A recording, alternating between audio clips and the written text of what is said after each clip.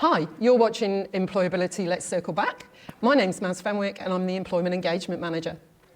Hi, I'm Forrest Campbell, Delivery Manager and Employability Coach at SCIA.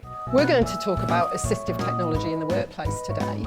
Forrest, people may not know what assistive technology means, and they may think they're huge, but in reality, it could be quite small.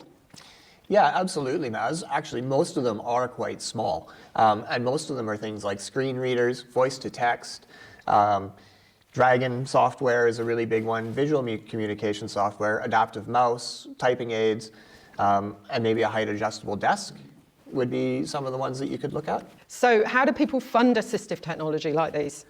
So people with disability have access to a government program called a Job Access, and they can apply to that Job Access program, and once they're accepted, they have access to the employment assistive funding.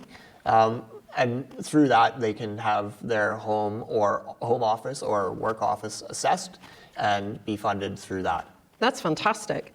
Absolutely. And it's great. How does this benefit organisations? This benefits organizations by creating sustainable work for people with disability, enhanced productivity within the workplace, improved financial well-being for the people with disability as well, higher employee retention, less sick leave, and creates a workplace of inclusivity amongst the whole work organization. It's a teachable moment for organizations that don't know anything about inclusion or disability. It definitely benefits people within a hybrid role to be able to work from home comfortably with the help of Job Access.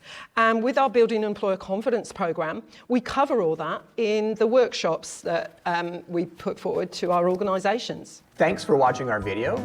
Please go to our socials or visit our website at employability.org.au.